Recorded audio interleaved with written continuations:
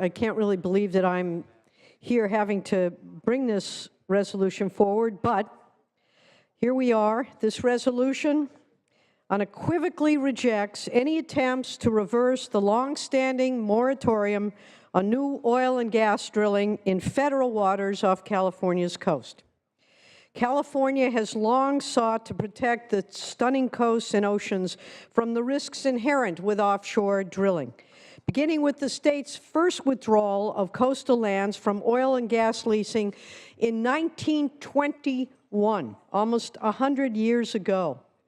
Over the years, California has recognized the unacceptably high risk that offshore oil and gas production poses to our environment, our economy, and our coastal communities. In 1994, the legislature passed the California Coastal Sanctuary Act, which prohibited new oil and gas drilling, new oil and gas leases in the state's coastal waters. And just last December, many of us joined Governor Brown in requesting then President Obama to permanently withdraw California's coast from oil and gas leasing. Last year, before a Democratic president, we are now here because last Friday, President Trump issued an executive order calling for additional oil drilling that directly contradicts California's leadership away from fossil fuels toward clean, renewable energy sources. That executive order establishes as policy and directs federal agencies to encourage the exploration and production of offshore oil and gas, including the outer continental shelf 3 miles off of California's beautiful coast.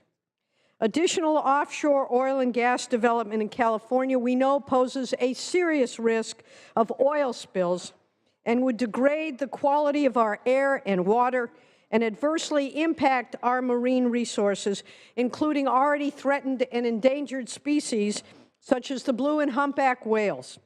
Offshore oil development leads to the industrialization of the shoreline, creating land use conflicts, visually degrading coastal areas, and posing potentially life-threatening public safety risks, and more.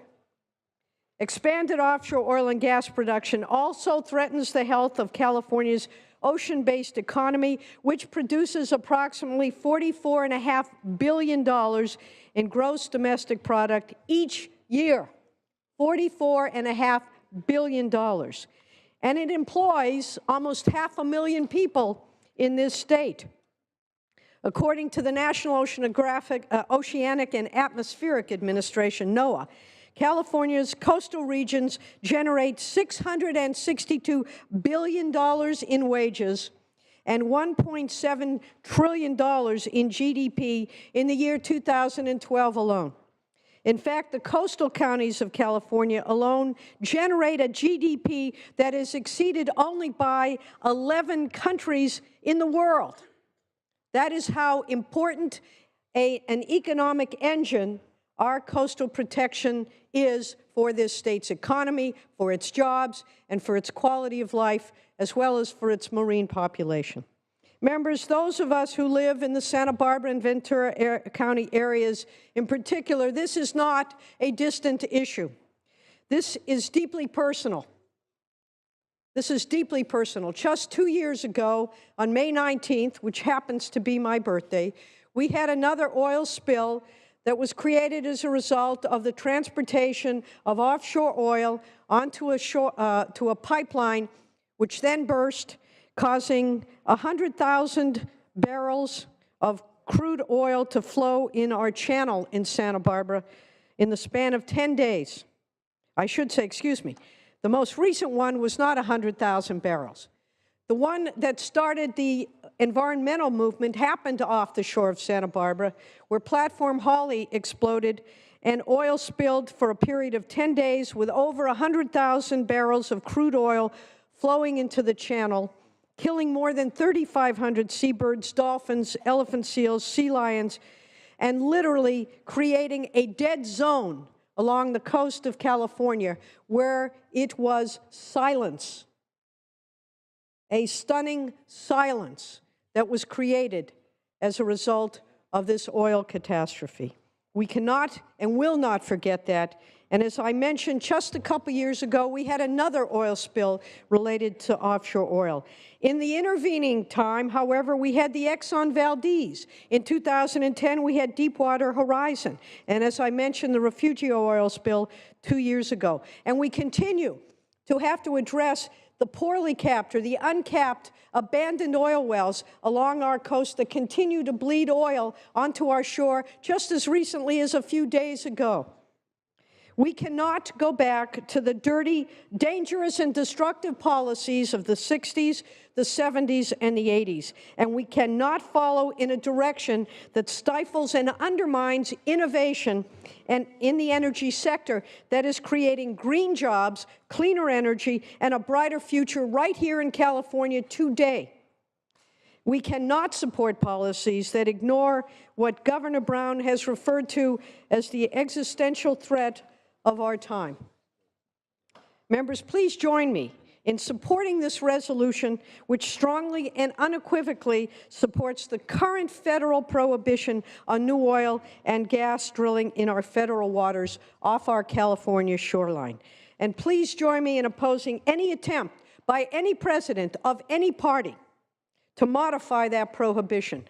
Our economy is fundamentally one where our agriculture and our coast and our natural resources not only provide the primary economic development that we see, but the quality of life that brings us all here, that brings us to this chamber to protect that quality of life for all Californians. I would respectfully ask for your aye vote. I think here in California we recognize how important our coast is to our state. It lures visitors every year. It is a place where we gain our sustenance from the fishing industry, which goes up and down the coast, to the beautiful palm-laden areas in my district in Santa Barbara and Ventura counties, through Southern California and all the way up to the rugged coastline. It's part of the miracle of nature that we have been so blessed to be able to enjoy. But we are stewards as well. It is our responsibility as well to protect that magnificent gift that comes to us and make sure that it is available to the generations that follow. I am reminded by the great Dr. Seuss, who wrote one of my favorite books of all time, and I think tomorrow I'm going to be reading it to some children at one of my local grammar schools. It's a book called The Lorax by Dr. Seuss.